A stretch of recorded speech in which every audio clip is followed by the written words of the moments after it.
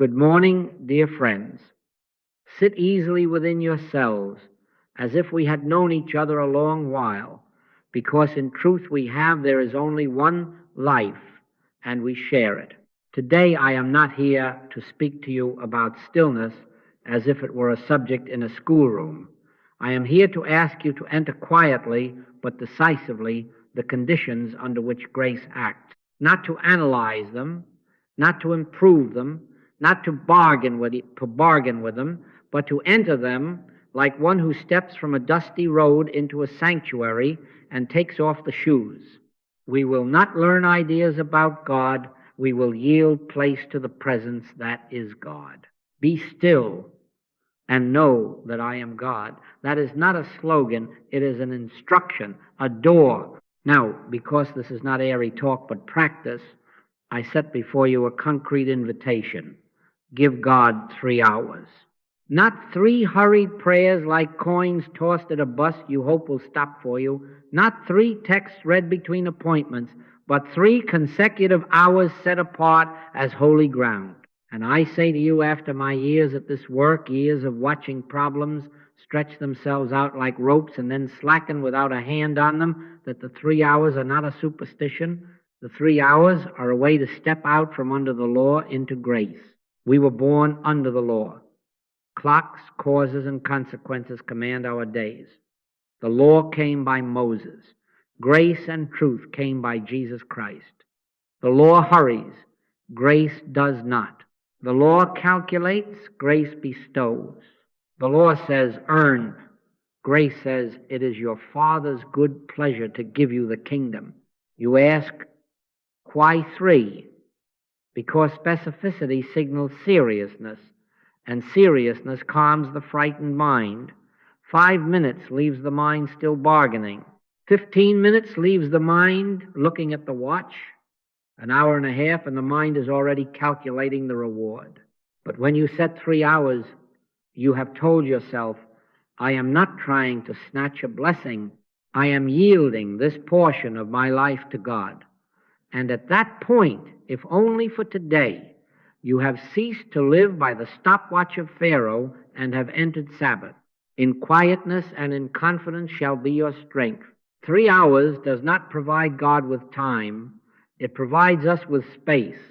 Space enough that the fever of managing outcomes may cool and the presence may be known on its own terms. Do not, I beg you, come to this as to a technique for getting things. You will no more be guilty of trying to demonstrate supply than you would of stealing it if you understand what I am saying. Never come to this work to improve your human scene as if God were a vending machine for better parking, better pay, better people. Mind isn't power. Spirit is power. Soul is power. Truth is power. This is not the mind manipulating effects. This is the soul revealing itself as sufficiency. And if, after those hours, arrangements appear, letters arrive, reconciliations ripen, health glows, let them appear without your reaching. Seek ye first the kingdom of God and his righteousness, and all these things shall be added unto you. Added, not hunted. Added, not pried from the universe with mental levers. I say to you with the tenderness of a shepherd, it isn't your wrong thinking that is getting you in trouble. The law will always whisper that it is counting, condemning, tabulating deserts. Do not enter 3 hours to fix your thoughts as if they were broken toys. Enter to consent to presence. When thinking stops, real power begins. We will not abolish thought by force. We will honorably escort it to its good edge and there let it bow. This is not mental healing. This is grace, Christly reality, dissolving the claims of law without our assistance. Many years ago, a young shopkeeper said to me, I have creditors, and I have tried every affirmation I know. I have pictured customers. I have pictured full shelves. I said, put away your pictures, go into your room, shut the door, give God 3 hours. Do not use God. Let God be God. He returned some days later. I cannot tell you what happened, he said, except there was a quiet in the room that was more alive than I had ever felt. And afterward, without my writing a letter or making a call, 2 old accounts, long dead to me, sent checks. But more than that, the fear left. Do you see? The improvement in the ledger was an added thing. The true healing was the departure of fear, the law broken open by grace. We did not move pieces on a board. Presence rearranged appearance, and it did so without our design. So I invite you not to heroics, but to humility. Choose your time as you would choose the hour to meet a beloved. Let it be ordinary enough that no superstition can cling to it, and sacred enough that your household knows not to interrupt. You do this not to perform, not to impress, but to become transparent to what is. Turn off the machinery of distraction. Put away the stack of things to read about God. We are not stockpiling thoughts. We are consenting to silence. They that wait upon the Lord shall renew their strength. They shall mount up with wings as eagles. Waiting is not idleness. It is receptive power. If your mind says, I am busy, bless it and answer. I am busy with God. If your heart says, I am afraid to sit with nothing, answer it. Not nothing, everything. For I tell you, the 3 hours are not emptiness. They are a banquet to which your soul has been invited since before you could speak. And if during your time the old machinery starts again, accounting, planning, remembering, smile, you are not under the lash of law here. You are under grace. Let the machinery wind down as it will. We are not here to be perfect. We are here to be present. I promise nothing spectacular, for grace is seldom theatrical, and yet I promise everything essential. Give God 3 hours, discover what grace can do in one. I have witnessed it too often to doubt it. A hush falls, a warmth rises that is not of temperature, a sense of aliveness kindles, and what was knotted is found unknotted, with no demonstrator in sight. This is not a transaction, this is a revelation, and the revelation is always the same in its essence, though it wears 1,000 garments in your affairs. I am with you, I am your sufficiency. Fear not, little flock, for it is your Father's good pleasure to give you the kingdom. So let us begin as people who mean it. We are setting apart depth time, not because the infinite requires ceremony, but because our minds require mercy. The law wants you quick, clever, and productive. Grace wants you yielded, awake, and available. Step out of the cadence of law and into the rhythm of grace, and watch not with hungry eyes, but with a quiet heart what unfolds by itself. For the same, one who fashions lilies in their royal clothing knows how to clothe your hours. Come unto me, all ye that labor and are heavy laden, and I will give you rest. Not the rest of sleep, but the rest of God's own activity moving without your interference. This is our intention today. Not to acquire, to adore, not to make, to meet, not to drive outcomes, to dwell in presence. And then in due course, and it is often sooner than we think, the added things find their rightful places without our hands upon them. Now, before we walk any farther, let us agree on the lens through which we will see the whole of our work. We were born under the law, not under grace. The law is the realm of cause and effect, reward and punishment, tick and tock, if and then. It keeps ledgers and draws lines. It says, as you sow, so shall you reap. And it says it with an iron clerk's pen. It has its place in the schooling of the human scene. But I say to you, out of long years of seeing, law does not heal. Law measures. Law does not redeem. Law tallies. The law came by Moses. Grace and truth came by Jesus Christ. We do not correct the ledger to be free. We come out of the ledger altogether. For grace is not another rule. Grace is a different reality. Grace is Christly actuality, the presence of God experience, not an improved arithmetic of causes. Do you see what that means when trouble presents itself at your door? Under law, we go to work, we marshal arguments, we calculate merits, we improve behaviors, we add and subtract affirmations like coins in a purse, we plead, we push, we pull, and after hours of effort, the mountain does not quite move. Perhaps it shivers an inch and then stands again in its old place. Why? Because we were laboring where no power was. Mind isn't power. Spirit is power. Soul is power. Consciousness is power. Truth is power. Not by might, nor by power, but by my spirit, saith the Lord. Mind can be a good bookkeeper of appearances. It can juggle suggestions, rearrange probabilities, dress up the mannequin in a better suit. But when thinking stops, real power begins. The light does not argue with darkness. It appears, and the darkness vanishes of itself. You can massage a shadow all afternoon and never reach the object that made it. Better to draw the curtain and let the sun in. And so I must speak plainly, not to scold, but to spare you detours. Much that sails under the flag of healing today began nobly enough, yet wandered into the cul-de-sac of mind power. Non-medical healing in our modern story came through the door of mesmerism, Mr. Mesmer, and the currents of animal magnetism, Mr. Quimby, perceptive man that he was, turned from the cruder hypnosis to a subtler mental action.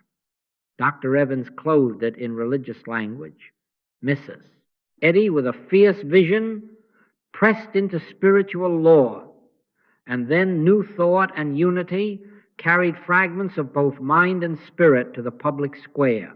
Many helpful truths were taught: kindness of thought, optimistic expectation, the sense that consciousness matters. I honor those gains, but listen, and listen well. Whenever the work circles back to the human mind, adjusting human thought to produce human outcomes, it is still law. Mental chemistry can change the taste of the water. It cannot create the spring. Adjusting shadows is not the same as dissolving illusion in the presence of reality. That which is born of the flesh is flesh, and that which is born of the spirit is spirit. I have heard it said with pride, I have a strong mind. I can visualize. I can concentrate. Very good for business and bridge games. But do not bring those muscles into the sanctuary. Do not try to move God with the same lever you use to move luggage.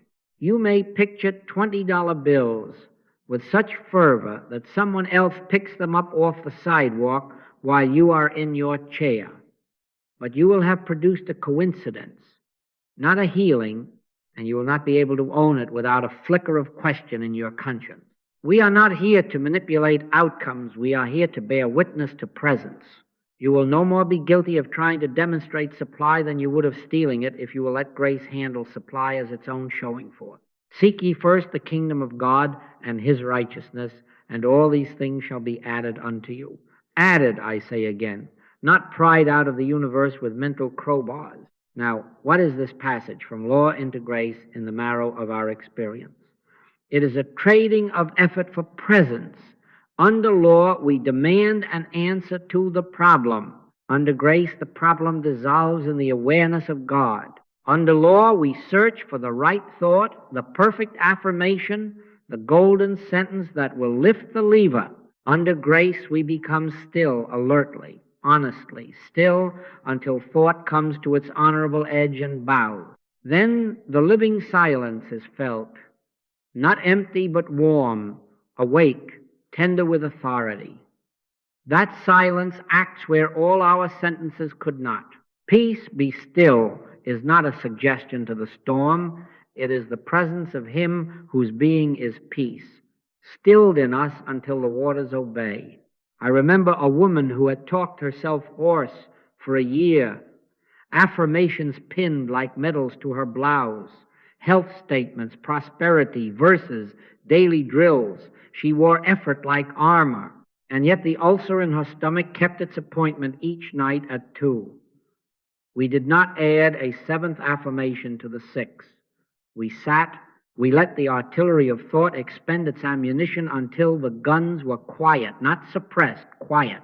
There came that familiar aliveness, that wakening warmth that is not of temperature. We said nothing, we asked nothing, we rested where God is God. A week later she telephoned and said, I cannot tell you how it went away. I only know I have slept every night and there is a sweetness in the morning. Did we heal the ulcer? No. Grace dissolved the claim that such a thing had standing in the presence of God. Law tallied symptoms, grace annulled premise.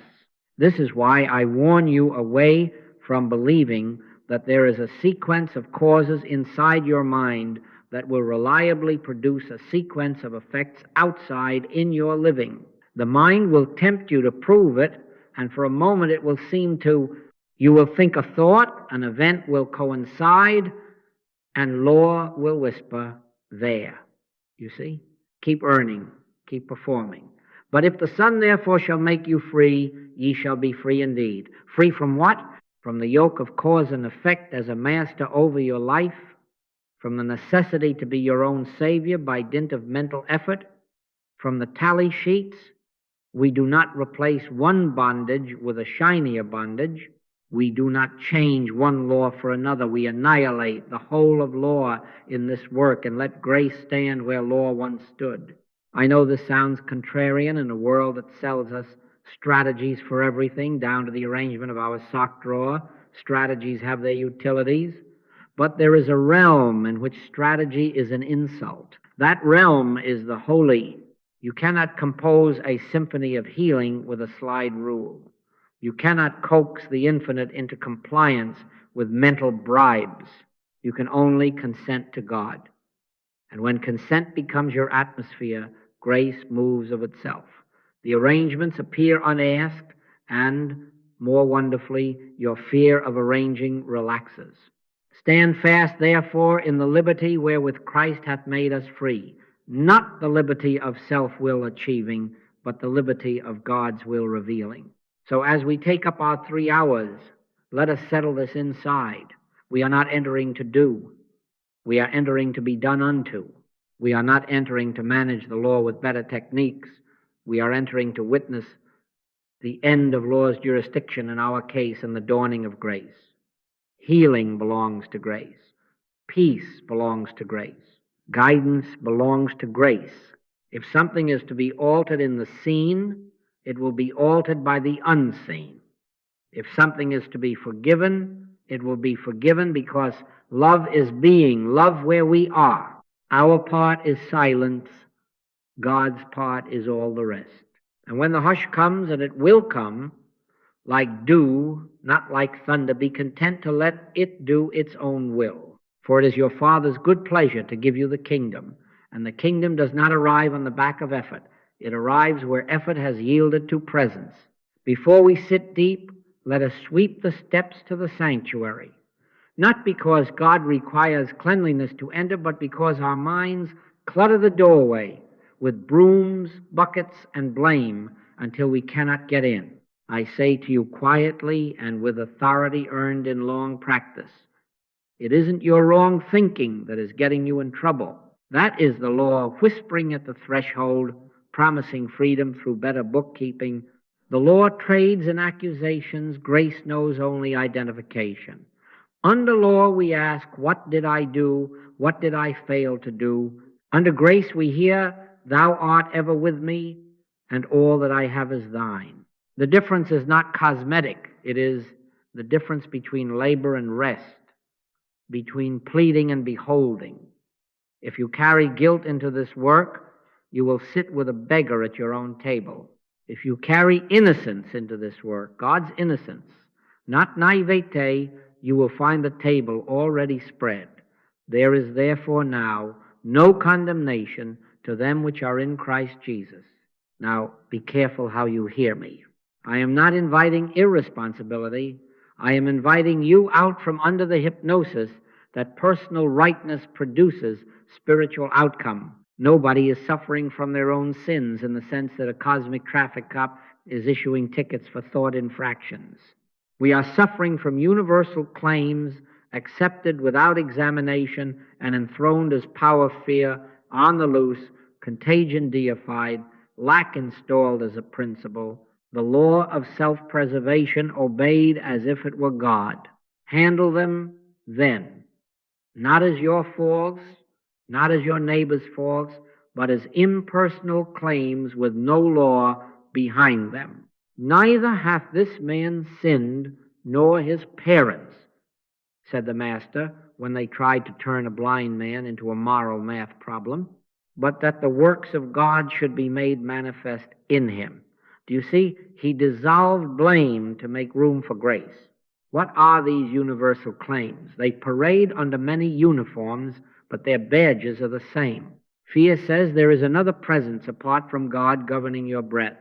Contagion says there is a law of contact stronger than the law of God. Lack says supply has an outside source that can be pinched, taxed, rationed. Self-preservation says you must secure your life against life itself. Competition says your good is someone else's absence of good. And all of these, every one, are suggestions without substance, without principle, without God. We do not wrestle them into better formation. We deprive them of status. We say to them in the authority of realized presence, you are not power, you are not law, you are a claim without God. And then this is the turning. We stop talking to them and rest where God is God. When thinking stops, real power begins. But if you sit down to your 3 hours with a heart mumbling, I should have known better. I didn't affirm enough. Perhaps this is karma. Perhaps this is desert. What have you done? You have seated the law inside the sanctuary and asked it to play organ. No music will come. Lay down the instruments of blame and bargaining at the door. Judge not, that ye be not judged. If you judge yourself, you will be judged by yourself. And if you judge your neighbor, you will be judged by your picture of your neighbor. This has nothing to do with ethics as the world teaches ethics. It has to do with the atmosphere in which grace operates. Innocence is not earned. Innocence is recognized. Beloved, if our heart condemn us, God is greater than our heart. Let us set the guardrails then, so the road is safe. Never attempt to demonstrate effects. Do not come to this silence with blueprints rolled under your arm, house plans, medical charts, bank balances. Do not visualize checks, lovers, juries, or parking spaces. You may succeed for a shining moment and then inherit the uneasy kingdom of those who got what they asked for and must keep asking. That is law. We are not here to acquire, we are here to realize. And realization, once tasted, is its own sufficiency. Seek ye first the kingdom of God and his righteousness, and all these things shall be added unto you. Added is the only safe arithmetic in this work. You will no more be guilty of trying to demonstrate supply than you would of stealing it if you consent to supply as God's own showing forth in and as your life. But to try to manipulate the outer scene, even by very refined thought, is to pick pockets with gloves on and congratulate yourself on cleanliness, and never attempt to fix a person.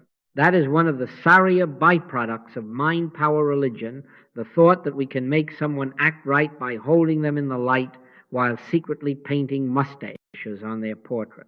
If you try to get your spouse to be kinder by spiritual techniques, or your competitor to be weaker, or your child to be obedient by mental suggestion, you have left the sanctuary and are standing in a carnival tent with mirrors. Do not treat persons' realized presence.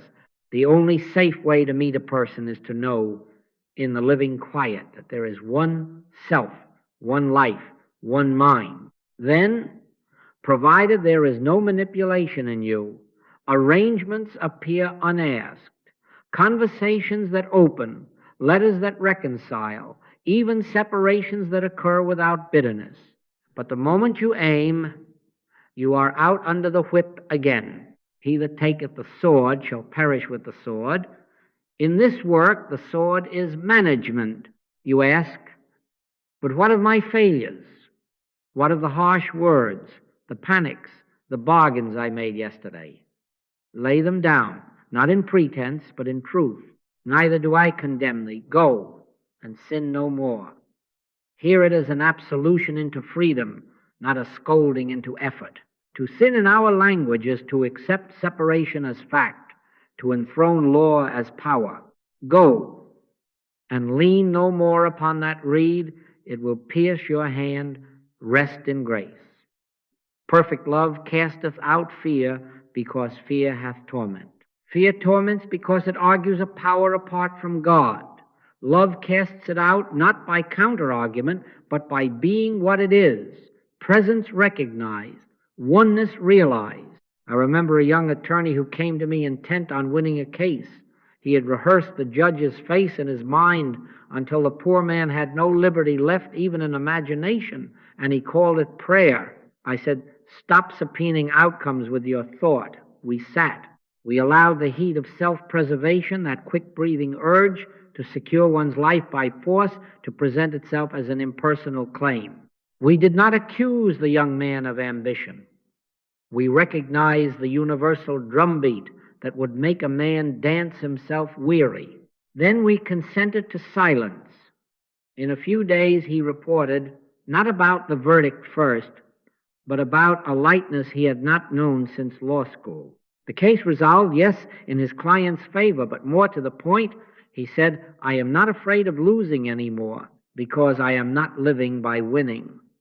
That is grace rearranging not only appearance, but allegiance. So when you enter your 3 hours, begin with this ethical sweep. Tell every voice that loves tallying who and what you are, not coming for. I am not here to bargain, to plead, to fix, to aim.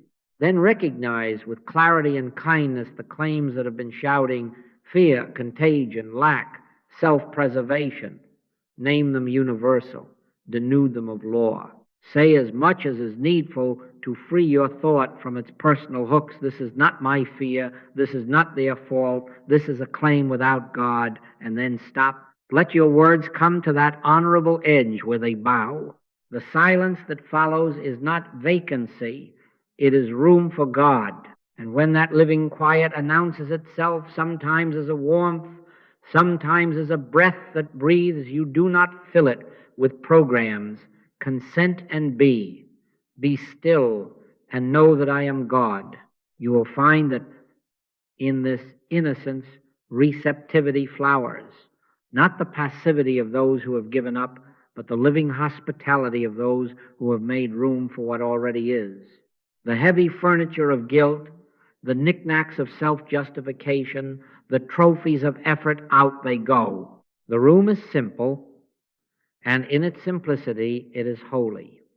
There, grace acts without obstruction, not because we have earned it by cleanliness, but because we have ceased obscuring it by condemnation.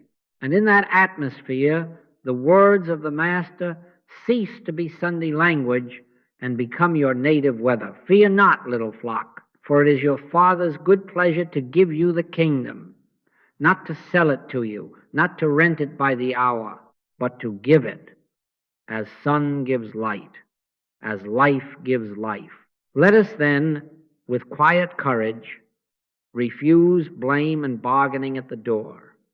Let us handle claims as claims, impersonal and without authority. Let us keep the guardrails bright, no demonstration of effects, no manipulation of persons, no mental subpoenas. We enter not to do, but to be done unto. And in that consent, we will find that the moral debris we carried for years was never cement. It was only dust. A single rain of grace, and it is gone. Now we prepare the room. Enter into thy closet, and when thou hast shut thy door, pray to thy Father which is in secret. That is not architecture, it is atmosphere. Choose a place that can learn your silence and keep it a quiet room if you have one, a corner if you do not, a chair that helps you be upright and wakeful. Not the bed. The bed is an excellent prophet of dreams, not of God. A straight-backed chair that receives your body without demanding that you hold a parade of muscles, something human, honest, alert. I have said to you after my 27 years of work with this, the body is not an enemy, it is a servant. Make it comfortable enough to forget itself, and not so comfortable that it forges a treaty with sleep. Put the devices away. Do not bring the telephone as a guest and then beg it to behave. Turn it off, not silenced to tempt you with sly light. Let the world spin without your hand on its rim for 3 hours. It has done so since the morning stars sang together. Keep the room simple. If a small candle helps you remember that within your own being there is a light that lighteth every man that cometh into the world, then light it and forget it. If a glass of water spares you a pilgrimage to the kitchen, place it and forget it. Do not build an altar to accessories. The Holy of Holies has no clutter. Do not put the cat in charge of your sanctity. Cats are wonderful instructors in nonchalance, but they choose their moments. Tell your household the truth. For these hours you are not to be fetched, you are learning to be found. If necessary, hang a small sign on the door that says, "In quiet, back at noon." The honesty protects them from wondering and protects you from knocking opportunities. Feed the dog, then shut the door. Be still and know that I am God. Now, with the door shut and the chair receiving you, state your intention. This is the hinge on which the next hours turn. No petitions, no project list, no request dressed in spiritual ribbon. Simply, Father, here I am. Or, if you prefer the prophet's readiness, speak, Lord, for thy servant heareth. Or the Son's holy consent, not my will, but thine be done. Any of these, or a few quiet words of your own, offered once as a declaration of position, not as a mantra to outshout thought. We are not coaxing God, we are consenting to God. And consent, once spoken, can stand without our nervously checking its pulse. In this work, our single aim is realization, the felt knowing of presence. We are not coming to use God for outcomes. We are coming to be used by God for whatever He is being in us. I of mine own self can do nothing, said the Master. This hour accepts that and rests in it. If a line of Scripture helps you enter, keep it nearby, not to mill affirmations, but to open a door and then step through. One line is sufficient, 2 if you must, but no multiplication of words to satisfy the law's love of tally. Be still and know that I am God. Thy grace is sufficient for thee. The Lord is my shepherd, I shall not want. Say it once or twice until you feel your mind bow its head, and then put the words down as you would put a coat upon a chair when you have come home. The word serves as doorkeeper. The presence is the home. And remember, we shall be moving in the method that follows, from measured thought to the edge where thought can honorably cease. Do not spend your strength in the vestibule. Let the Scripture be a lamp to your feet, not a spotlight you swivel around the room. Make a small arrangement for the opening minutes. The first 10 or 15 are not for wrestling, but for arriving. Sit, breathe naturally, and let the furniture of the mind find its place. If your head springs toward errands or memories, it is only the law of self-preservation stretching its legs. Do not condemn it, do not leash it. A single scrap of paper can be useful only to park 1 or 2 necessary reminders so they stop knocking and then face the door within again. No journaling in these hours. No sermon to yourself. This is sanctuary, not a planning meeting. We will in the first hour think through to the edge of thought. In the second, we will abide without aim. In the third, we will release. But for now, keep the container clean of good intentions that turn into projects. There is one more instrument I commend to you, and not everyone understands its gift at first: hearing. Reading nourishes the mind. Hearing can carry the atmosphere. In this work, the combination of reading and hearing has proven more effective than either alone. There is something in the voice, yes, even caught by this modern wire and magnet, that transmits more than words. It carries consciousness. I can only tell you what hundreds have told me, and what I too have known. You do not merely get syllables on tape. You catch the tone, the pauses, the hush, the very leaning of the heart behind them. This electronic work seems to catch everything far more than any printed page can hold, and it helps you re-enter the class even when you are alone in your room. Use it wisely. Do not play a recording as background music while you pour tea and adjust pillows. Give it the honor you would give a living teacher in your chair. 5 or 10 minutes of hearing at the beginning can help the room remember, can help your thoughts stand down without struggle. And sometimes, at the close, a few minutes will retune you to the atmosphere you must carry back into the traffic of the day. But hearing is not an oracle, it is a door. Reading is not a syllabus, it is a key. Use them to enter, and then be willing to put them down. Some will argue it doesn't sound authentic. It wasn't recorded in a temple. Do not mind their scruples.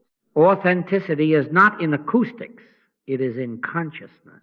If you are present, and the voice is present, and God is God, then the room is class enough. And if you cannot hear, if there is no device, no recording, be at peace. Lo, I am with you always, even unto the end of the world. Time matters only in that you honor it.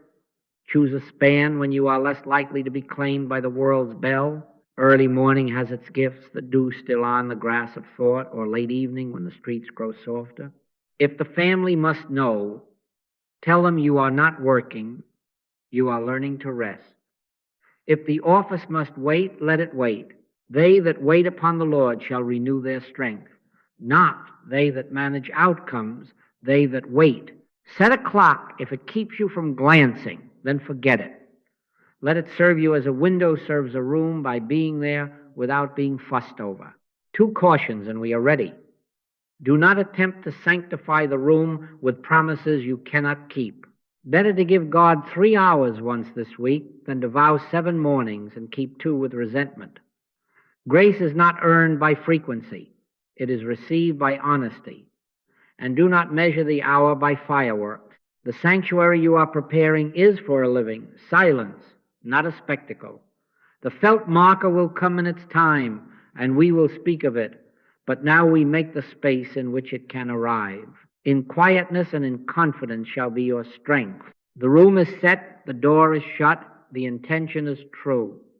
Presence is not summoned, presence is realized. When you sit as one who has been invited to his own home. And when you rise as one who has remembered where home is and carries its weather into the street. Hour 1 begins very simply. Lay the case before consciousness without turning it into a lawsuit against yourself or your neighbor. If fear is shouting, let fear present itself as fear, not as your fear. If the body is whispering lack of health, let disease present itself as the age-old claim of a law apart from God, not as your body's betrayal. If the ledger is red, let lack introduce itself as the lie of an outside source, not as your stupidity or someone else's greed. If there is conflict in the home or the office, let conflict show its badge as the universal suggestion of divided interests, not as a bad husband, a cruel boss, a difficult client. This is not evasion, it is integrity. We are refusing the flattery that says we are powerful enough by our virtue or by our vice to create universes of pain. Call no man your father upon the earth, for one is your Father which is in heaven. Begin there, one source, one cause, one law, one life. Now take up measured thought, not as a weapon, but as a way of clearing the path so you can come to the edge where weapons are no longer needed. Let the mind do its honest work, and then let it stand aside. How do we think in this first hour? We reason from truth, and we reason quietly, patiently, until the mind itself grows tired of its useful errands. I have done this in living rooms and in sick rooms. I have done it 1,000 times on ships and in hotels. And I say to you, after my many years of this work, the mind, when it is asked to serve truth rather than manage outcomes, becomes a fine usher. Give it sentences like bread, but do not ask it to be the feast. You might begin with this: spoken within, not shouted, there is one presence and one power. God is that presence, that power. Hear, O Israel, the Lord our God is one Lord. If there is one, there are not two. Not God and fear, not God and disease, not God and lack, not God and a proud, separate person acting out a private law. If there is one, then anything claiming to stand beside it or against it is not a second power. It is a suggestion. Now say it in the cadence that brings the mind to heel. It isn't matter. It isn't mind. It isn't person. It isn't law. It isn't cause. God as consciousness is the only cause and law and life. You see what we are doing? We are not attacking symptoms. We are depriving claims of their borrowed uniforms. If the suggestion is fear, let this reasoning be as soft and steady as a nurse's hand. Fear, you are not power. You are not presence. You are a claim without God. Perfect love, not brave mind, not firm jaw, casts out fear. What time I am afraid, I will trust in thee.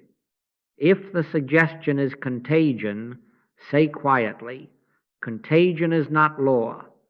Infection is not intelligence. There is no law of contact stronger than the omnipresence of God. If I make my bed in hell, behold, thou art there. Where can a second power be if the one is truly omnipresent? If the suggestion is lack. Supply is not in persons or markets. Supply is the activity of God revealed as sufficiency. The Lord is my shepherd, I shall not want. Not I shall not want because I plan better. I shall not want because the nature of God is infinite, self-revealing abundance. If the suggestion is conflict, there is not a mind over here and a mind over there with wills to clash. There is one mind expressing as harmony, and there is no law of rivalry in God. Have we not all one Father? Hath not one God created us? Keep it impersonal. Keep it true. You will notice, if you do not whip the mind, but also do not let it run the house, that a rhythm establishes itself. The phrases begin to come with less effort. The insistence relaxes. You are not repeating to convince. You are acknowledging to consent. And consent has a sound. It is the sound a door makes when it ceases to rattle and rests on its hinge. In this first hour, we are listening for that hinge. Do not hurry it. Do not call it enlightenment. Do not call it a sign. Just notice the small marks of arrival, the breath that no longer needs your attention, the shoulders that let go of the job of holding up the sky, the forehead that forgets to measure. Thou wilt keep him in perfect peace, whose mind is stayed on thee. Stayed does not mean strained, it means set. If there are particular scenes that come to trouble you, the child's cough in the night, the unpaid invoice, the meeting at 10, do not drive them away. Let them pass in front of this altar of truth and receive the same treatment. This is not a parade of horrors. It is a line of shadows being shown the sun. Speak to each as claim, not person. It isn't matter. It isn't mind. It isn't person. It isn't cause. It isn't law. God as consciousness is the only cause and law and life appearing as this and as that without division. The mind will want to get clever. It will want to add flourishes or ask for outcomes. Do not argue with it. Do not punish it. Return gently and again to the simple cadence. Mind isn't power. Spirit is power. Soul is power. Consciousness is power. Truth is power. The mind is learning its true dignity, to bow. There will come, quite naturally, a moment when you sense you have said enough, not because the problem is fixed, but because the one who is doing the fixing has grown quiet. The reasoning has done its pious work. The path is cleared to the edge. I do not know another way to describe this than to call it an honorable stopping place. Your thought has honored the presence by removing idols from the mantle, secondary causes, second powers, personal blames, and now it knows to take off its shoes. Sometimes the transition is a soft exhale, sometimes a small warmth in the chest, sometimes just the discovery that you are not pushing anymore. Do not rush past this. Do not start congratulating yourself with fresh phrases. Recognize the gate. This is not our goal. It is the gate. When thinking stops, real power begins. If the mind leaps up again with an anxious, "But what about?" you may give it one more morsel of truth, not as bribe, but as benediction. Be not afraid, only believe. Or, in him we live and move and have our being. Or simply, Father, I am home. Then, as a steward closes the door softly and leaves the room to its guest, let the mentation step back. No mantra now, no polishing of sentences. You have used measured thought for one reason only, to arrive where thought can honorably cease. And here we are. The Lord is in his holy temple. Let all the earth keep silence before him. I remember a mother who came with the sound of a child's cough echoing in her chest. She had read, she had affirmed, she had blown trumpets at the walls of Jericho until the neighbors were nervous. We sat. We laid the case before consciousness, not the child's weakness, not the mother's guilt, but the universal claim of a law of disease. We spoke the impersonal truth. It isn't matter. It isn't mind. It isn't person. God as consciousness is the only cause and law. And then we stopped. The stopping was the healing's doorway. Within hours the child slept. But more than that, the mother found that the terror which had run her since her own girlhood had no throne left. That never comes by force of thought. It comes when thought bows. So, in this first hour, be faithful and be gentle. Lay the impersonal case before the one. Reason from truth without strain. Use the anvil of it isn't, not this, not that, but God as consciousness alone, until the hammer grows still in your hand. And when the small aliveness comes, when the breath is unlabored, when the room seems to exhale with you, do not turn it into a project. Recognize it as gate, not finish line. We will walk through in the second hour. For now, honor the holy pause. It is the threshold where the law's chatter fades and grace waits without impatience. Now let us learn to recognize with holy sobriety the sign the soul gives when it is time to put away the tools, the aliveness. I do not mean a mood. I do not mean a comfortable fog. I mean a wakeful quiet that is as unmistakable to one who has learned it as the dawn light is to a farmer's eye. Stand still and see the salvation of the Lord. Do you hear the order? Stand. Still. See, the stillness is not limp, it stands. And the seeing does not strain, it beholds. The aliveness is that standing still that beholds.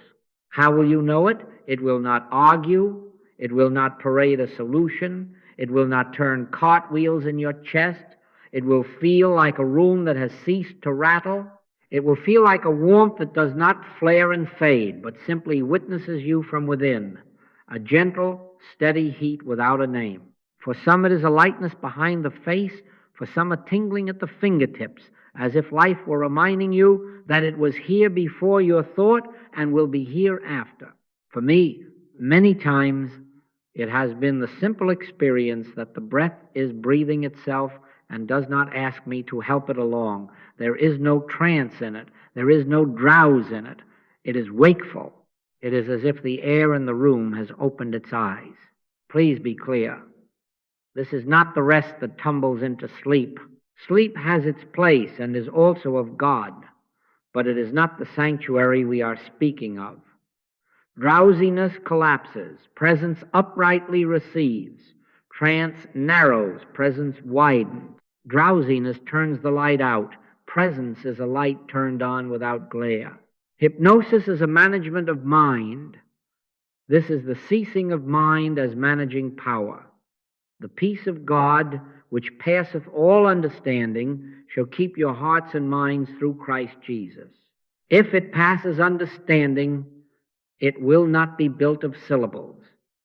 If it keeps your heart and mind, it will not require that you clutch it. It keeps you. Therefore, honor the body with a posture that confesses what is taking place. Sit upright as one received in audience, not like one who stole in at the back to nap, hands easy, open, not clenched, shoulders released, chin neither lifted in pride nor fallen in self-pity. Eyes may be softly closed or open in a gentle gaze. Let the choice serve wakefulness, not personal style. If heaviness creeps in behind the lids, open them and let the simple sight of the room remind you that God is not an interior decoration. He is omnipresence. If the eyes dance and shuttle, let them rest upon nothing and soften, so that sight becomes awareness rather than scanning. This is how you hold posture within presence, available, undefended, without generating content. What then do you do with the mind? Nothing, and that is the holy difficulty. When thinking stops, real power begins. But I must tell you so you do not fear. When thinking stops, you are not empty. You are pregnant with the infinite invisible. The kingdom of God is within you. Within does not mean inside a skull. It means at hand, here, present, the isness behind appearance. Do you see why this cannot be made by affirmation?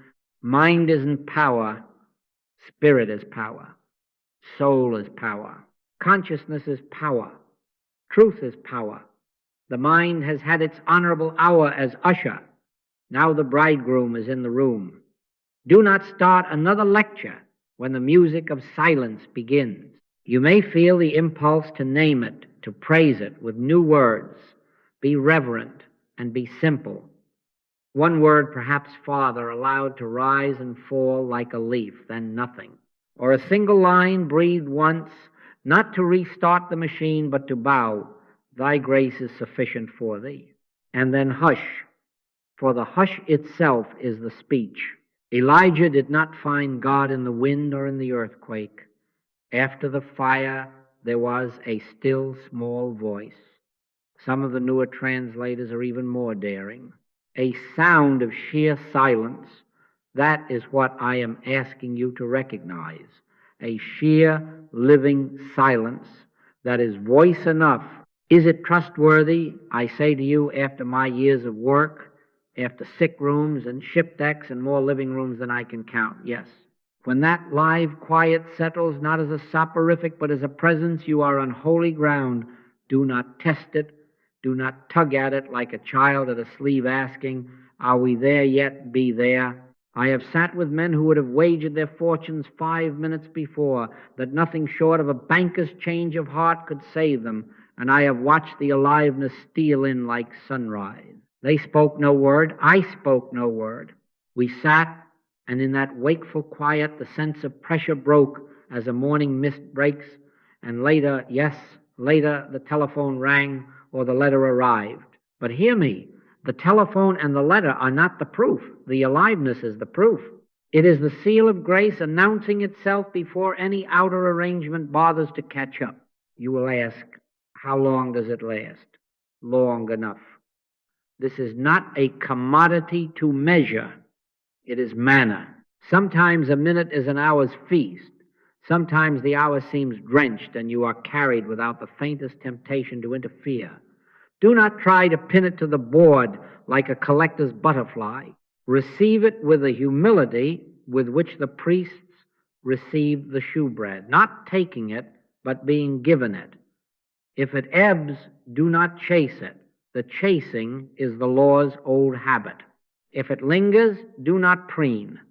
The preening is the ego's thrift shop crown. Be still. No. Let the peace keep you. That is its function. There are, I must add, counterfeit coins. There is the emotional swell that feels like holiness because it warms the cheeks. Wonderful as a human experience, but it can vanish as quickly as a song ends. There is the psychic glamour that sees colors and patterns and by the next day is seeking more colors and patterns. Do not condemn them, simply do not spend them. The mark we trust is quieter and stronger, less charming and more changeless. It is not the flicker, it is the glow. It is not the dream, it is the waking. It has no plan attached and no narrative to sell you. It is presence without content. If you need one more outward sign to steady you, notice your sense of time. Under law, 5 minutes is a scratching post. In grace, 5 minutes disappears and returns to you as nourishment. Or notice how the notion of me working on a problem has evaporated. The worker is absent. The witness is present. He maketh me to lie down in green pastures. He leadeth me beside the still waters. Lying down is not collapse. It is consent. Still waters are not dead. They are deep. This is the living silence. Now hold your seat within it, as an anchor holds a boat not to stop the sea, but to be steady in it. Do not generate images. Let the infinite invisible generate itself as it pleases. Do not try to be spiritual. You cannot. God is spirit, enough said. Consent. Let the alertness keep you upright. Let the warmth, if it is there, keep you sweet. Let the tingling, if it comes, keep you honest. But lean upon none of these. Lean upon the one of whom they are only faint witnesses. And when at some point you realize that a full minute has passed without a single sentence being minted, that there has been only being, that, my friends, is the mark. Keep no ledger. Make no announcement. Simply recognize the earth is keeping silence before him, and you are earth enough to join it. Our too is the courage to do nothing. Do you hear me? Not apathy, not collapse, but holy non-doing. We have come to the living quiet, the aliveness that keeps us. Now the instruction is simple and severe. Stay. Abide as awareness itself. Refuse to bargain. Refuse to aim. Take no thought for your life, said the Master. And in this hour we learn what taking no thought feels like in the bones. You are not the one managing outcome. You are not collecting proofs. You are consenting to God being God, and you are willing that this consent be your prayer and your provision. Thy Father knoweth what things ye have need of before ye ask him. If he knows before your asking, why rehearse petitions after your knowing? Abide. What does abiding look like? It is the sky receiving its own weather without argument. Thoughts will come. Images will try to sell themselves. Old bargains will knock. Let each one cross and recede without comment. Do not build shrines to them and call it insight. Do not visualize. Do not make mental movies. Visualization belongs to the law. It is cause and effect dressed up for Sunday. We are not moving furniture on the deck of the boat. We are learning to know the sea. When a picture arises of success, let it go. When a picture arises of failure, let it go. When a face appears, yours or another's, let it pass like a cloud. You are not the cloud. You are the open. To each intrusion, give no more than a cordial bow and the silent recognition, not power. And turn again to the aliveness that stands without your help. Now be prepared. The law loves to negotiate. It will come modestly at first with small trades. Since you are sitting here anyway, could we secure a parking space? It would prove this is working. Beloved, Never attempt to demonstrate even a parking space. You would no more be guilty of trying to demonstrate supply than you would of stealing it. Demonstration is the law's word. Realization is grace's. When you aim a prayer at a spot on the street or a figure on a ledger, you return to Moses and his tablets, thou shalt not do this to get that, and you abandon the Christ who says, seek ye first the kingdom of God and his righteousness, and all these things shall be added unto you. Added, not captured.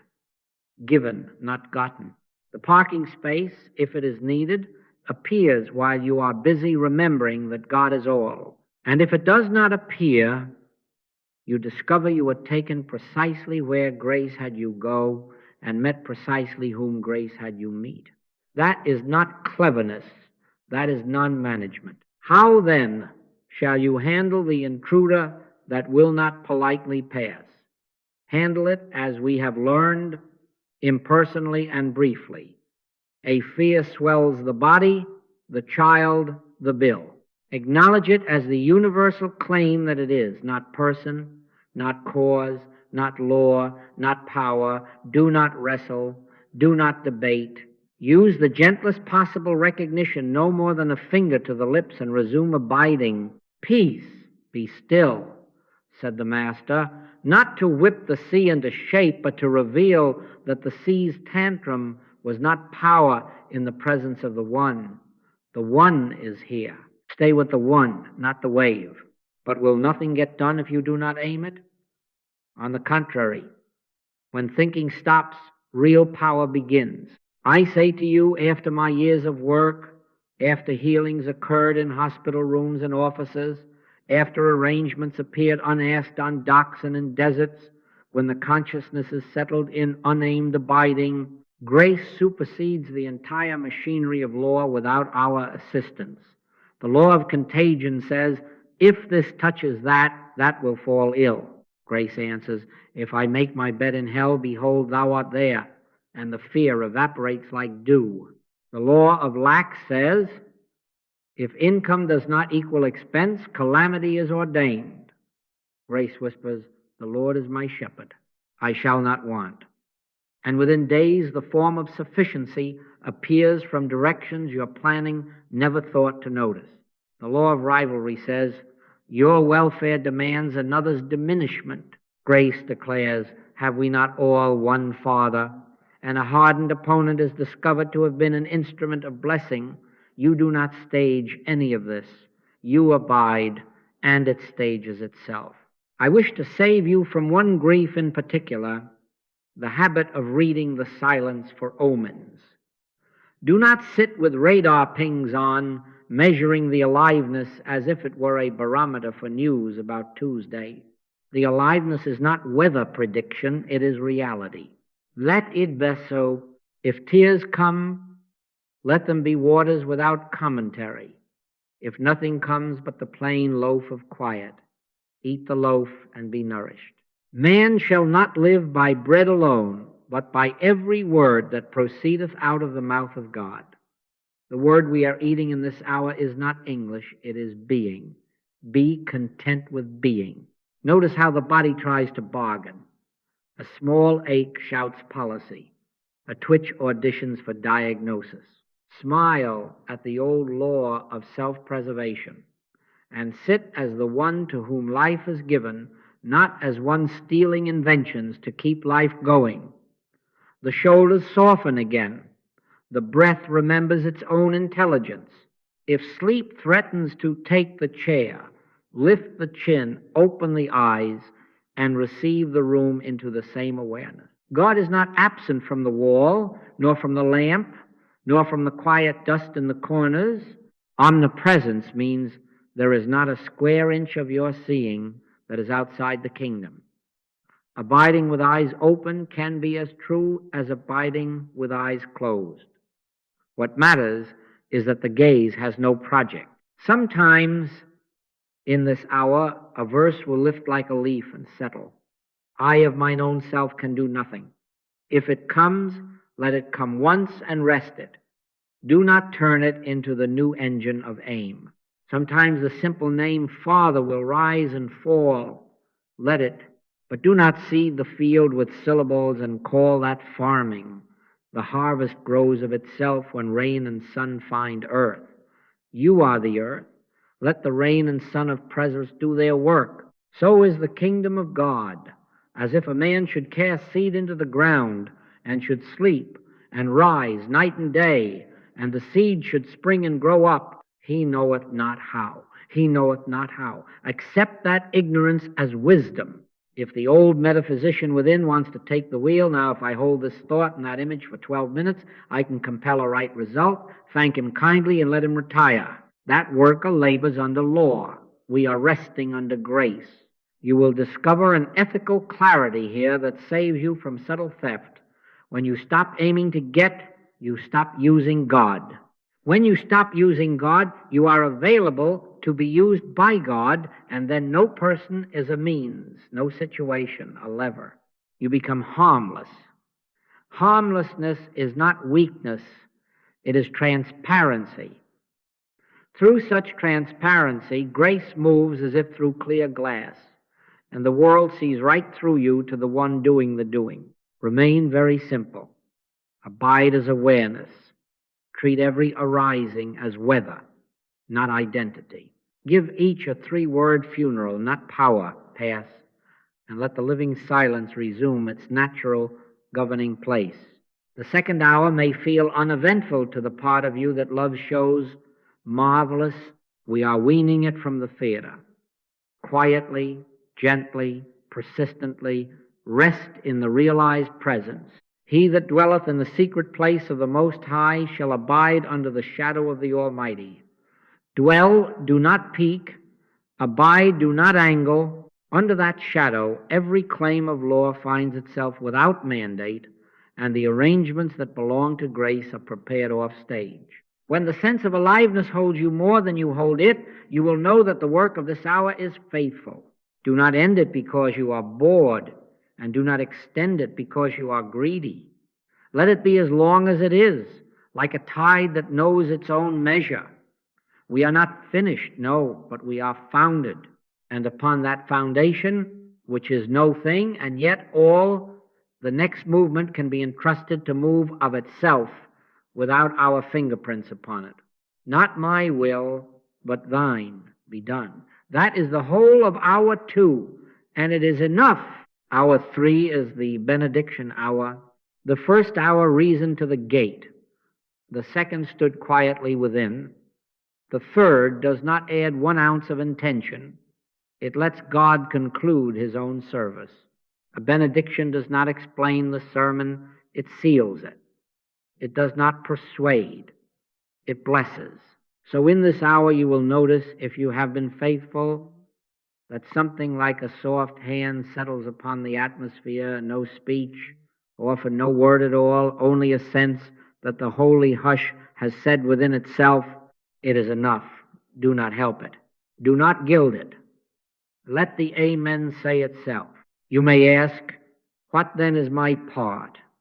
Your part is relinquishment utter and honest, not the theatrical sigh, not religious posture, but a release without strings.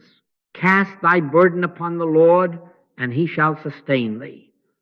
Casting is not consulting, it is not checking, it is not frequent flyer miles to the altar.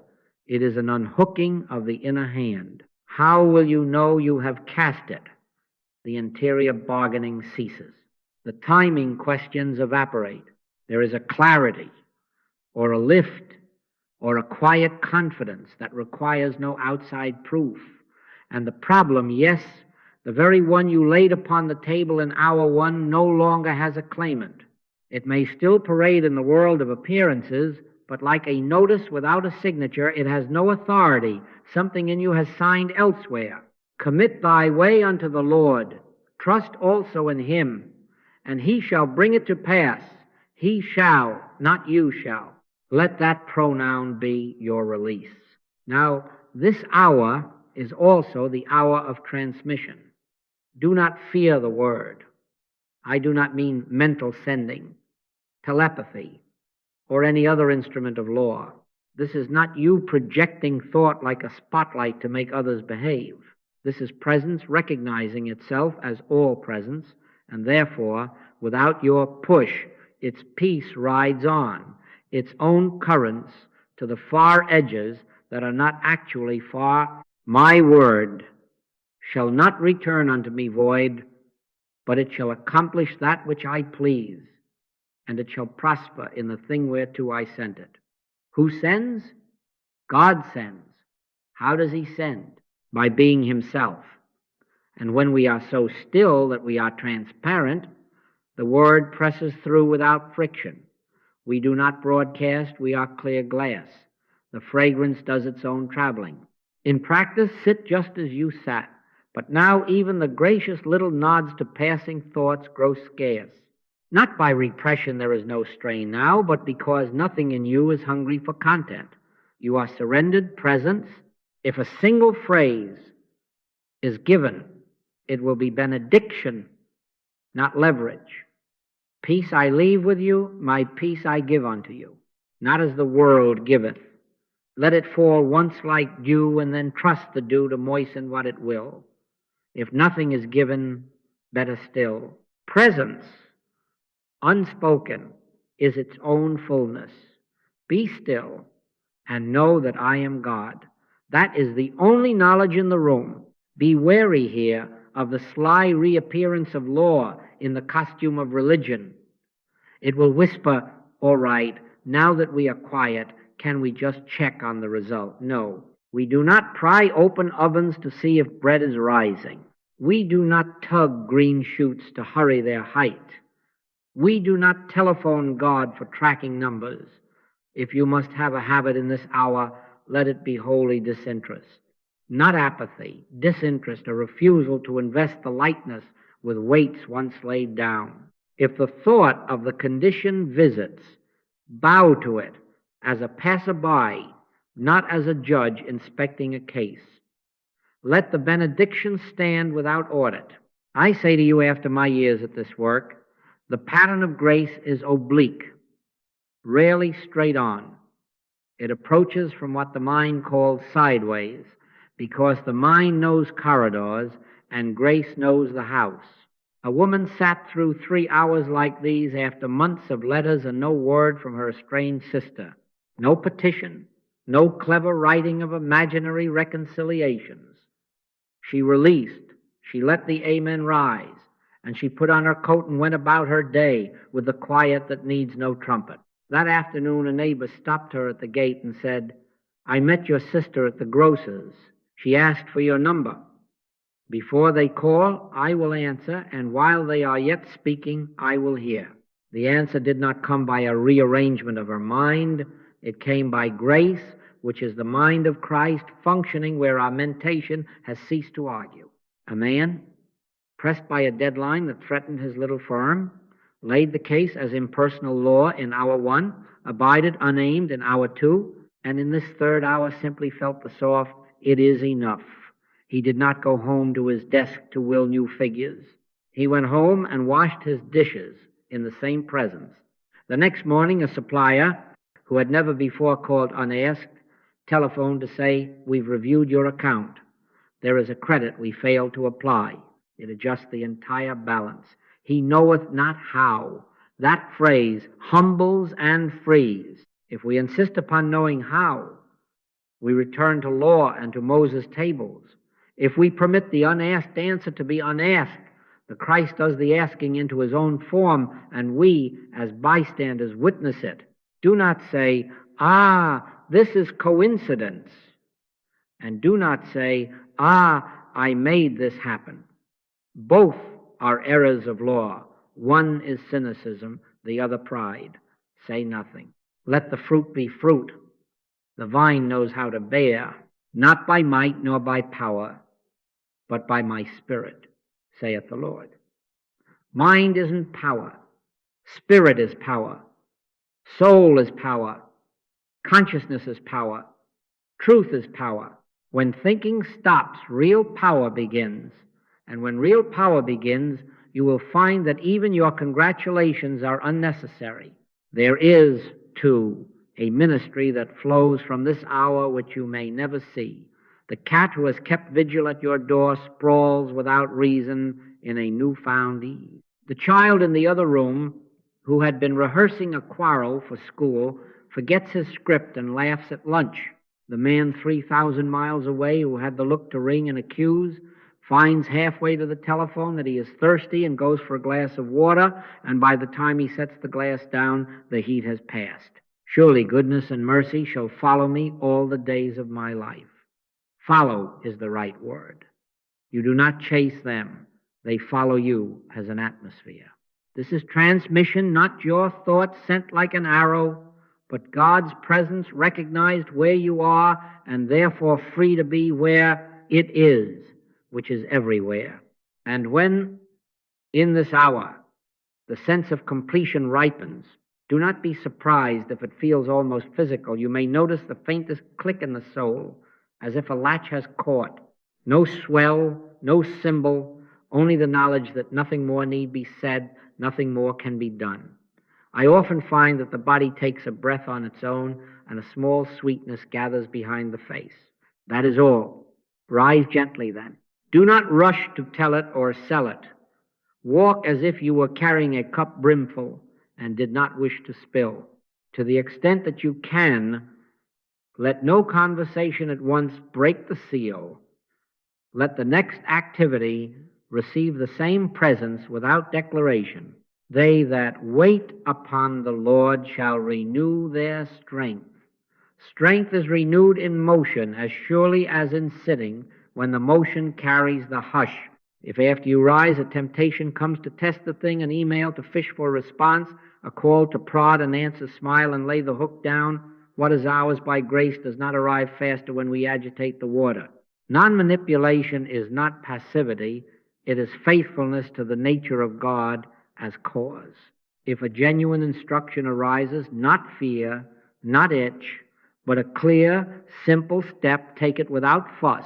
Often grace arranges the timing so that your feet find the door exactly as the other hand reaches for the knob.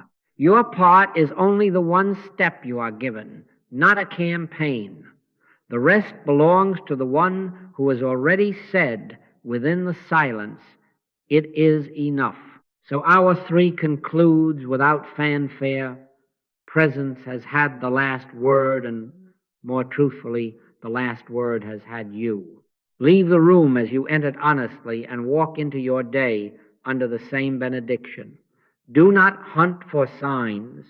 Signs will follow. Arrangements will appear unasked. And you, no longer living by law, will find yourself surprised at how often the surprise is simply this: grace was already there, waiting for you to stop arranging. Surely the Lord is in this place, and I knew it not. Now you know. Let that be the knowing you carry, and nothing more. Now let us walk. The chair is behind us, but the presence is not. If the 3 hours were the sanctuary, the day is the nave through which the blessing spreads.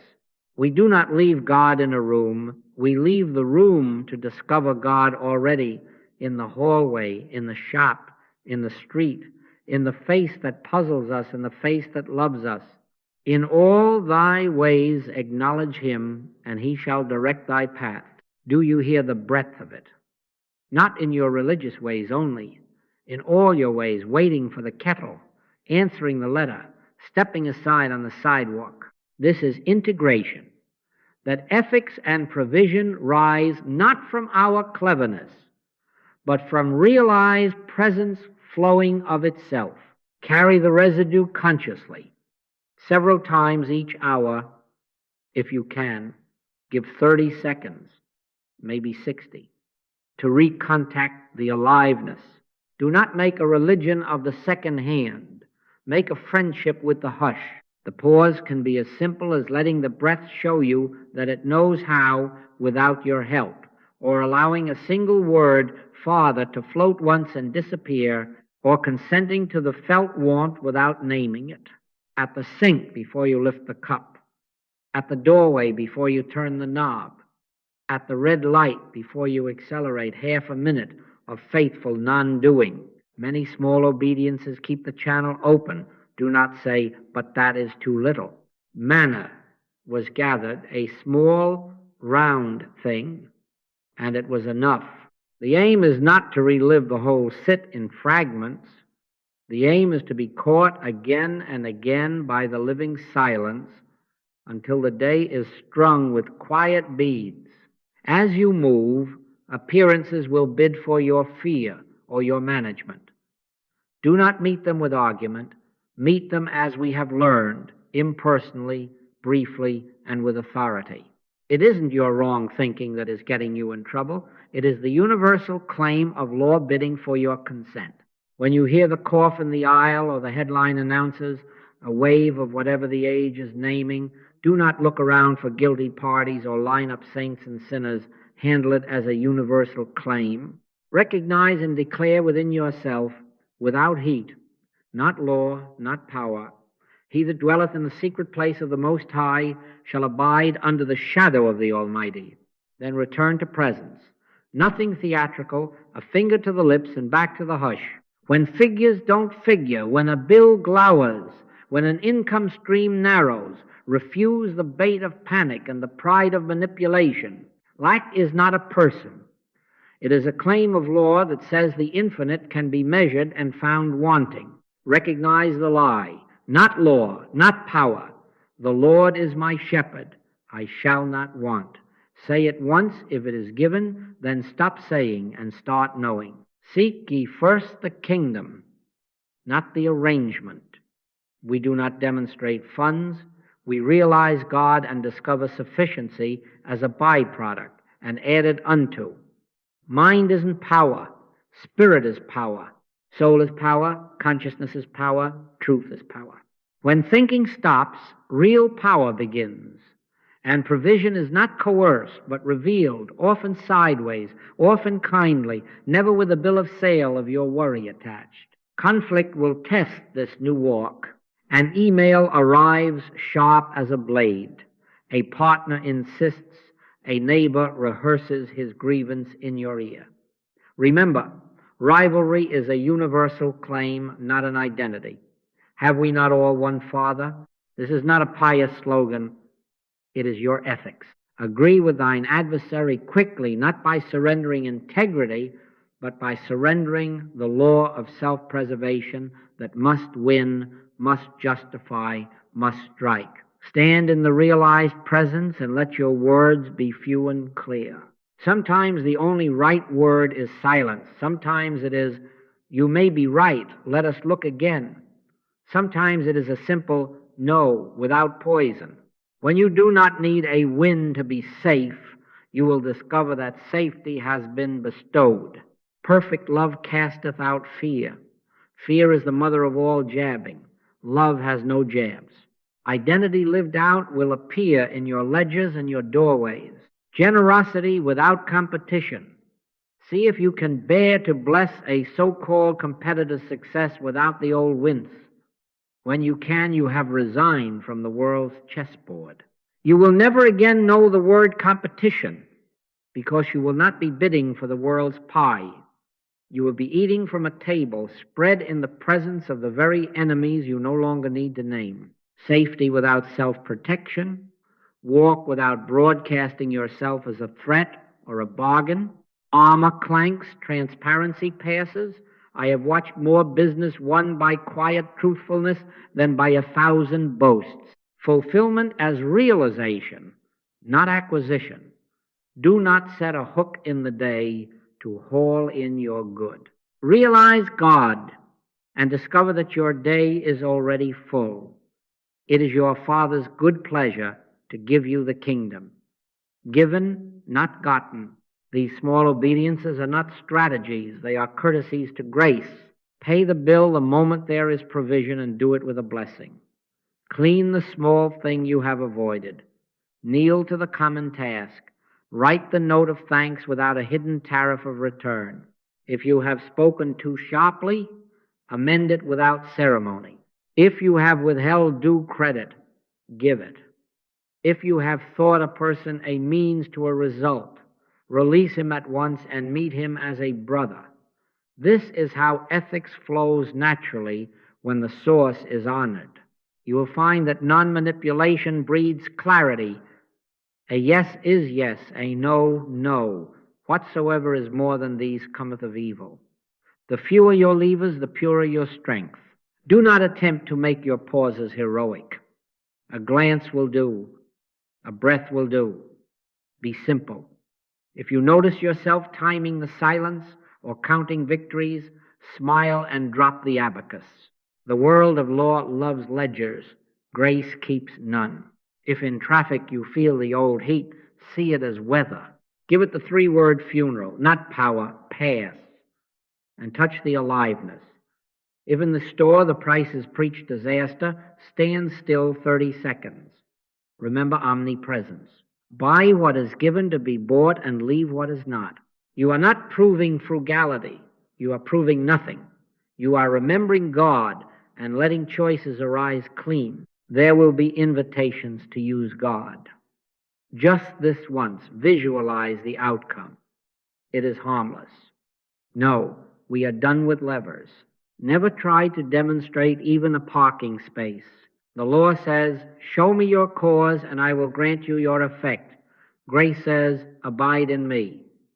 When we cease to use the invisible to mortgage the visible receives the invisible's order. You will find yourself being moved, email typed at the right moment, a detour taken without fuss, a door held for exactly the person who needed it, a bite left on the plate not because of a rule, but because satiety arrived. He leadeth me beside the still waters, leadeth, not driveth. I say to you, after my years of work, the true sign of integration is ease without laxity and tenderness without fear. You will not become vague.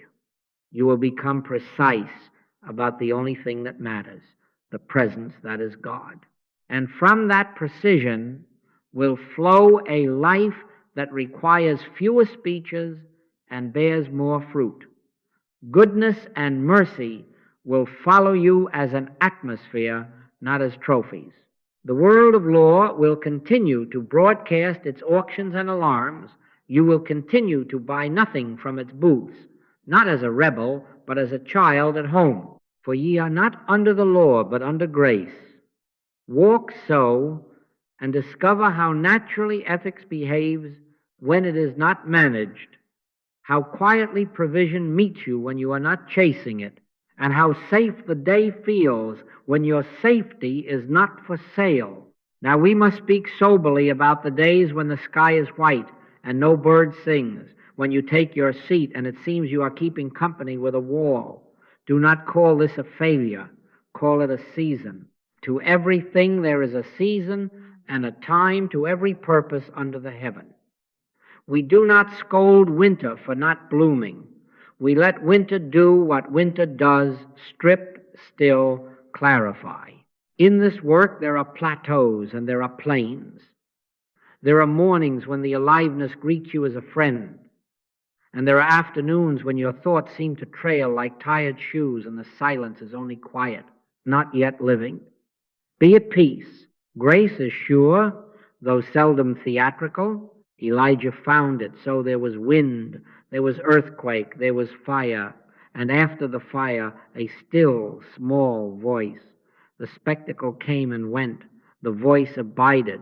What then, when nothing seems to happen? First, return gently to honest thought. Not argument with yourself, not a courtroom cross-examination. Return to phase one and reason your way to the edge of thinking as you have been taught. This I face is not a person's guilt, not my wrong thinking, not a private curse.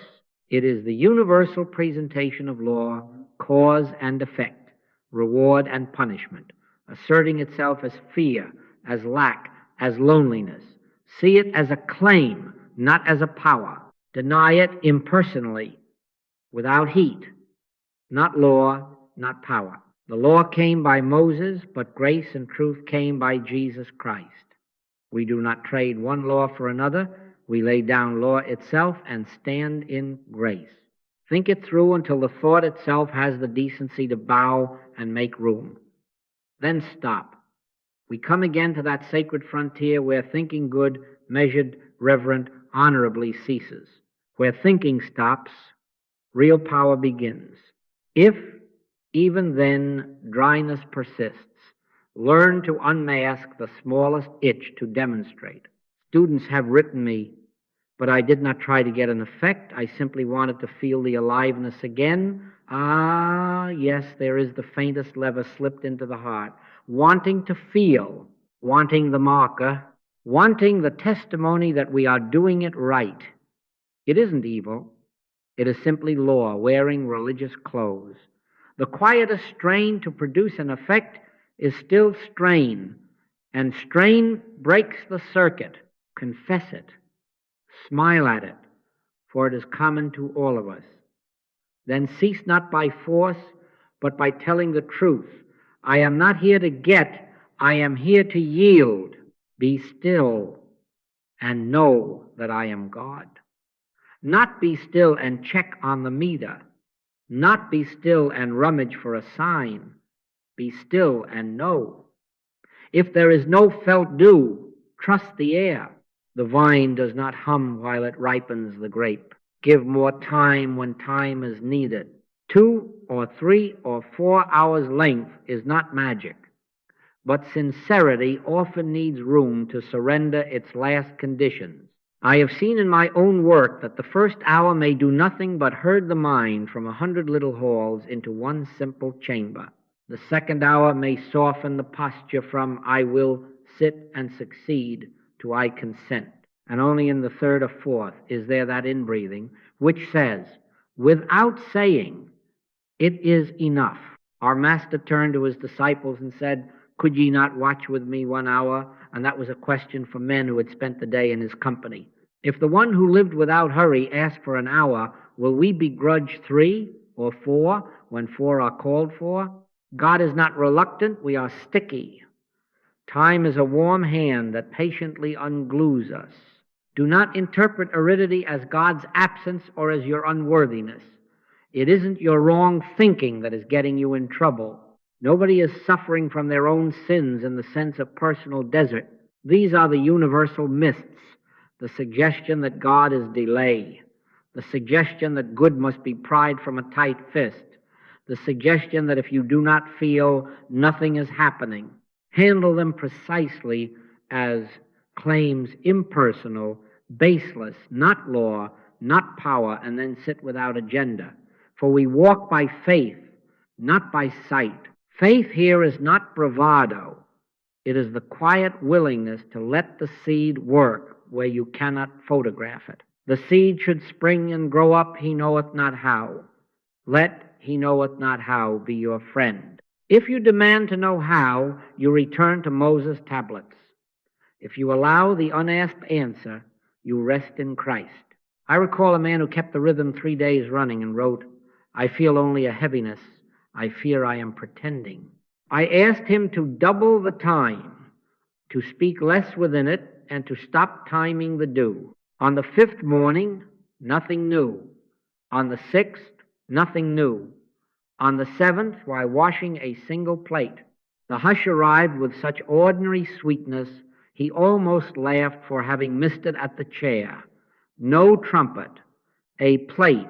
He found that the 3 hours had not been audition, they had been currency, honest coin paid into the stillness until, without purchase and without bargain, the presence announced itself in its own place and hour.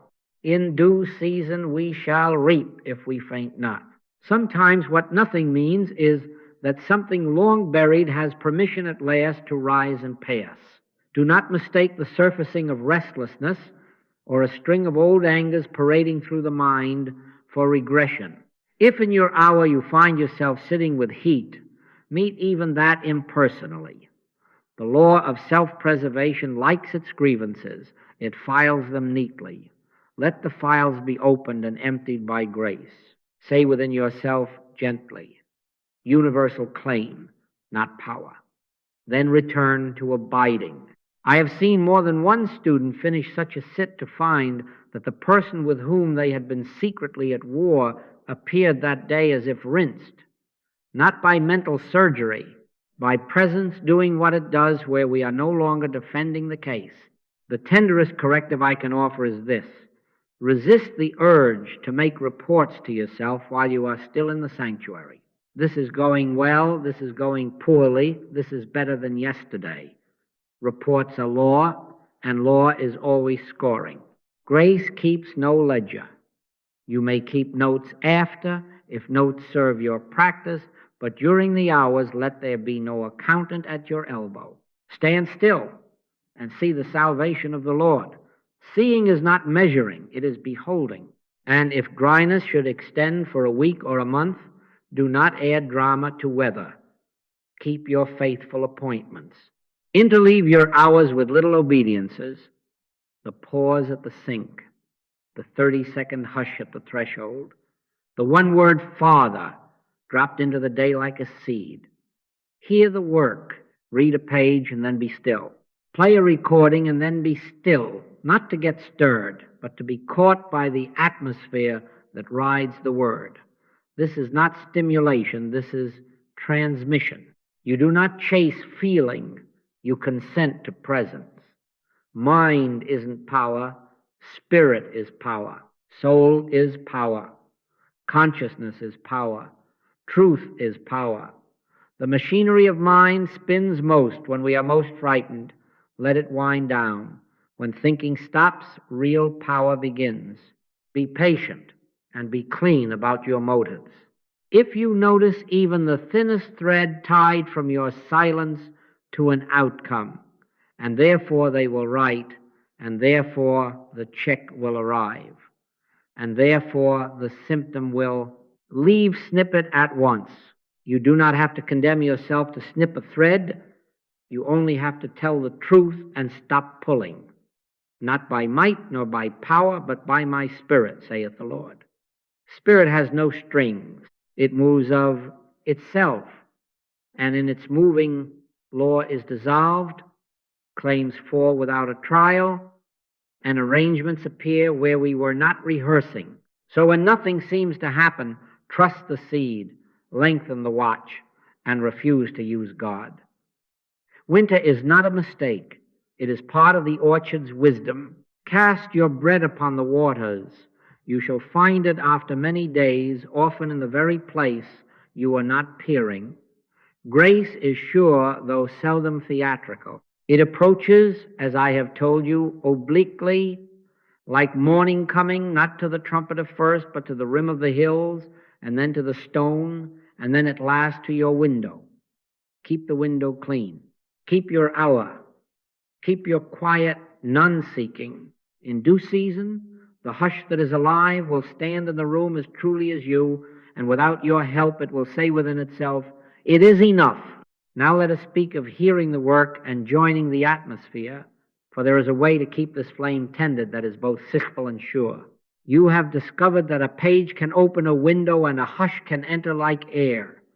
Now discover that the human voice, riding an honest medium, can bring you again into the room where the atmosphere was born. I say to you, after my years of work, you do not merely get words through a wire or off a disc. You catch the consciousness behind them. This electronic work seems to catch everything, not only the phrase, not only the inflection, but the living climate in which the word was spoken. So then faith cometh by hearing, not faith in a lecturer, faith awakened by the sound that bears presence. It is not magic. It is not sentiment. It is simply that consciousness communicates itself through whatever is yielded to it, a page, a voice, even a microphone, when it is offered in service rather than display. Some will say, but a recording is not authentic. It lacks the sparkle. I know that objection well. Students have written me with it. Sparkle is for Christmas paper. We are not buying a trinket. We are consenting to a presence. And presence has a way of slipping past the love of sparkle and speaking to the inner ear where there is no distance between then and now. Read a page and then be still. Play a recording and then be still. Not to get stirred, but to be caught by the atmosphere that rides the word. If the hush arrives in the middle of a sentence, turn the machine off and do not apologize to it. You have reached the lesson that cannot be recorded. When thinking stops, real power begins, and that is the moment we are courting. Use mediums wisely. Do not binge on words. The world of law loves quantity. Grace loves quality. A single paragraph honestly received may feed you more than 100 pages chewed with worry. A single track taken slowly and followed by 20 minutes of no track at all may deliver more than an evening of scavenging for good parts. Treat the book and the tape as doorways, not as trophies. I have often smiled to see a student write down a phrase as if it were a little fish to be carried home and fried when the river stood at his feet, running. Do not hoard phrases. Consent to the river. The letter killeth, but the Spirit giveth life. Let the letter do its kind work. Open the gate, and then do not stand measuring the hinges. Go through. Now, about community. Fellowship is clean and beautiful when it is honest, a mutual consent to presence, not a club organized for outcomes. Where 2 or 3 are gathered together in my name, there am I in the midst of them. In my name, in my nature, in my way of non-doing, non-manipulating, there am I. When you gather, gather to be quiet together. A brief reading, a very brief word, and then let the hush have you. No fixing. No round table of techniques. No sharing of symptoms except to recognize them impersonally as the claims of law, not power, and to surrender them to grace. After the sit, drink tea, wipe a dish, speak a kindness, keep the atmosphere simple. You will find that friendship born in silence is free of barter. Guard yourselves against dependency. Do not lean on a group as if the presence were in the chairs. Do not lean on a teacher as if grace were proprietary. And call no man your father upon the earth, for one is your Father which is in heaven. Neither be ye called masters, for one is your master, even Christ. Teachers are signposts, not destinations. Groups are a field, not a fence. Ye need not that any man teach you, but as the same anointing teacheth you of all things. If a friend's voice or my voice seems necessary for your silence, take that as a tender warning, and at once, in your next appointment, sit without any voice at all until the dependency loosens. Better a quiet hour alone than a lifetime of borrowed hush. Let the community serve the rhythm. Keep the appointment. Set a weekly 3-hour sit, alone together, alternating. As you are led, and be faithful. Constancy gathers momentum. A tide is not made of one wave.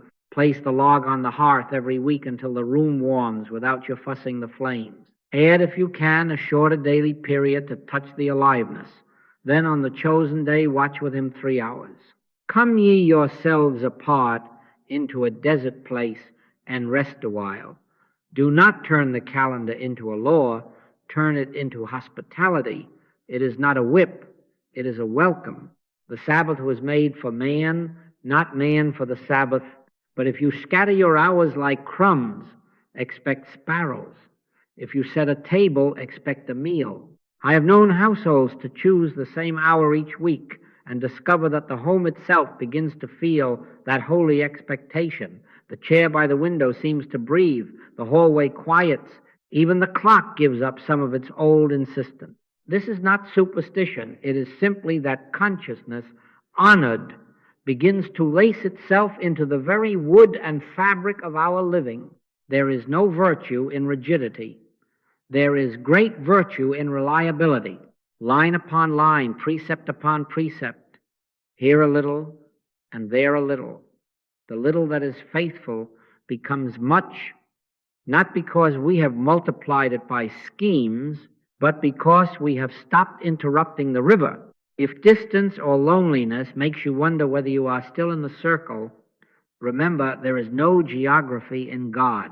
Put on the recording and know that the consciousness behind the work is not on a shelf.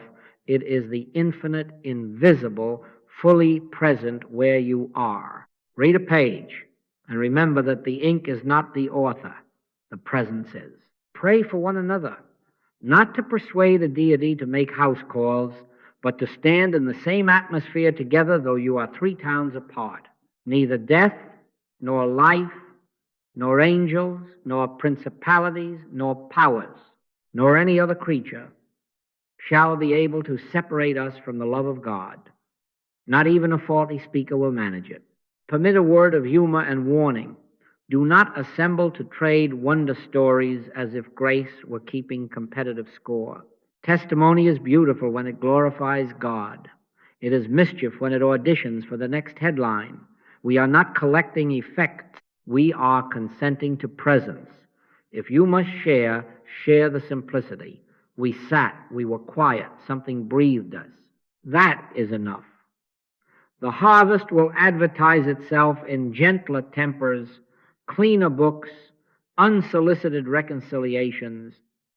Let the fruit be fruit. Do not staple it to the tree. Mind isn't power. Spirit is power. Soul is power. Consciousness is power. Truth is power. Community is not power. It is consent. Mediums are not power. They are carriers. Keep each in its right place, and you will not be disappointed. Immerse in the consciousness behind the words. Let the voice, when it serves, lend you its atmosphere. Let the page, when it serves, lift you to the brink of thought. Then stop and abide.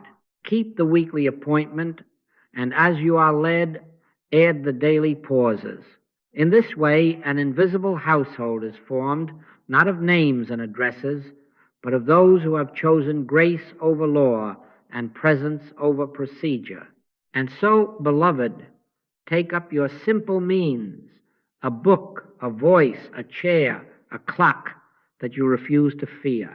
Gather when you can, apart and together, and remember that our continuity is not in schedules or in signatures. It is in the living silence we share. Abide in me, and I in you. Do this faithfully, and without your management, the atmosphere will thicken with goodness, and you will find yourselves met not by outcomes, but by order. Keep the appointment. Keep the hush. Join the atmosphere not as consumers of words, but as dwellers in the Word. Beloved, we have come to the quiet place from which we are sent. We do not end a meeting, we begin in obedience. I would gather all these hours into a single word if I could, and that word would not be mind and it would not be law. It would be grace. Hear it as the marrow of our work. Not mind, not law, grace, not demonstration. Realization, not personal fixing.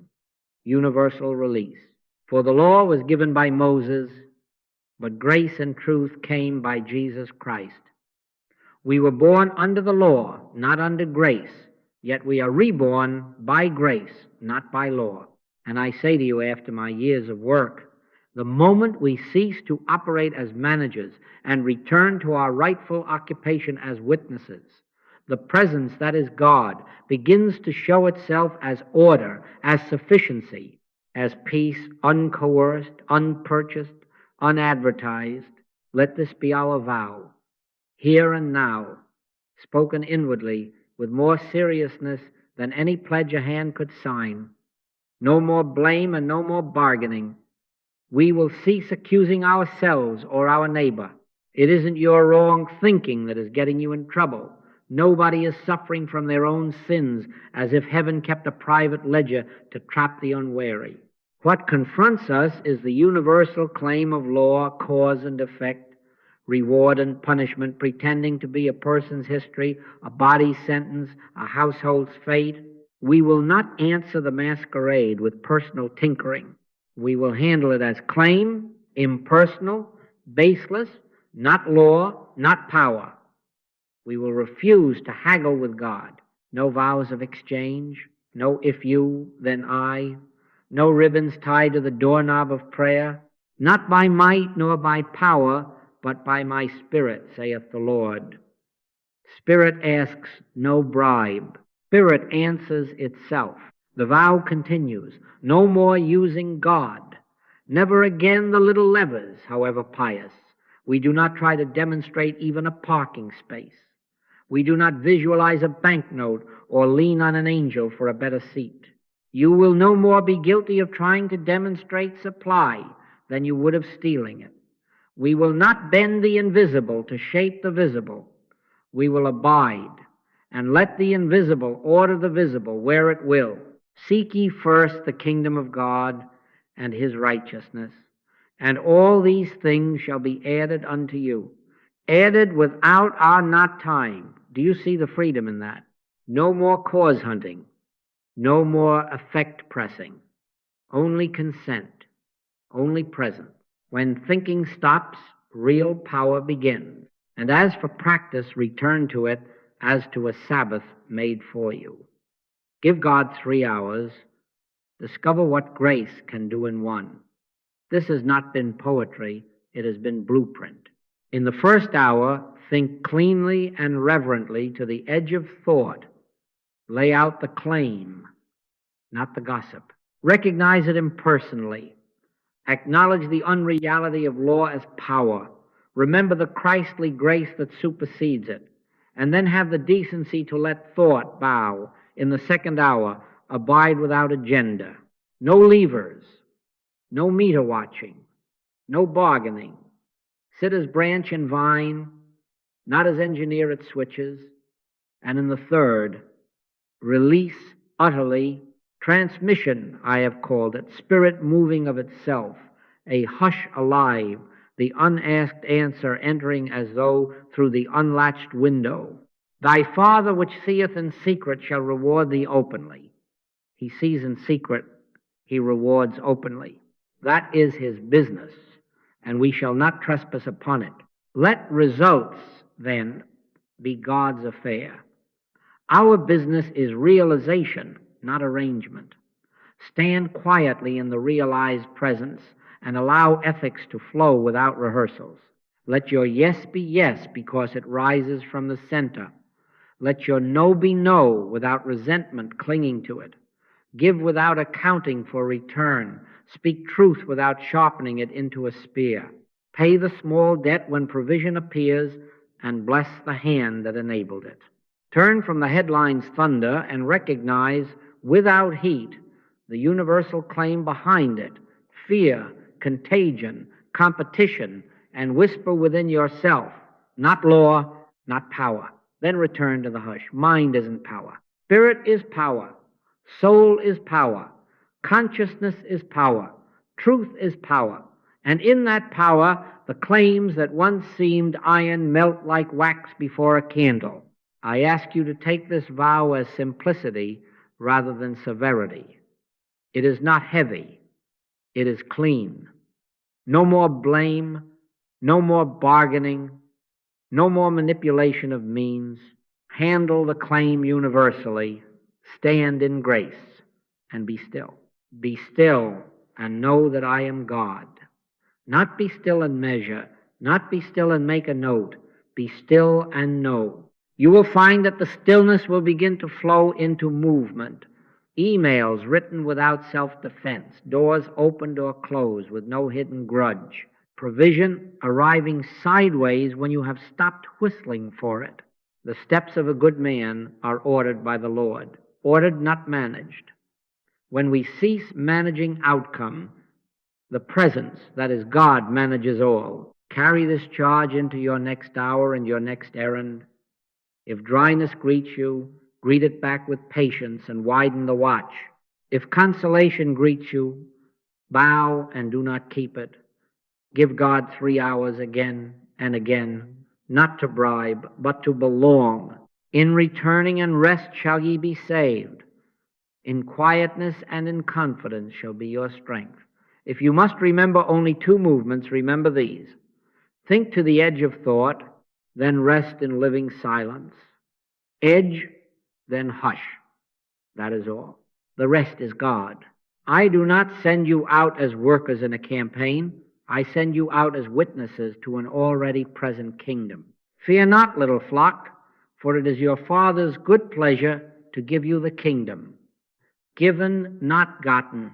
And because it is given, there is no urgency in your step but love. There is no propaganda in your speech but truth. There is no ledger in your heart but gratitude. Walk slowly enough to notice the next breath that does not ask you for management. Sit faithfully enough to notice the hush that does not ask you for proof. Live simply enough to notice the provision that does not ask you for argument. Now, as we part in body but not in presence, receive this benediction, not from me but through me, for it is as old as the covenant and as fresh as this breath. The Lord bless thee and keep thee. The Lord make his face shine upon thee and be gracious unto thee. The Lord lift up his countenance upon thee and give thee peace. Peace not as an intermission between wars of planning, but as the atmosphere of a life unhooked from law and laid in grace. Go in that peace. Keep the appointment. Keep the hush. Give God 3 hours and discover what grace can do in one. Abide and see. Stand still and watch the salvation of the Lord. And as you cease from managing, you will find that love has been managing all along, quietly, completely, and without your bargains. Lo, I am with you all the way.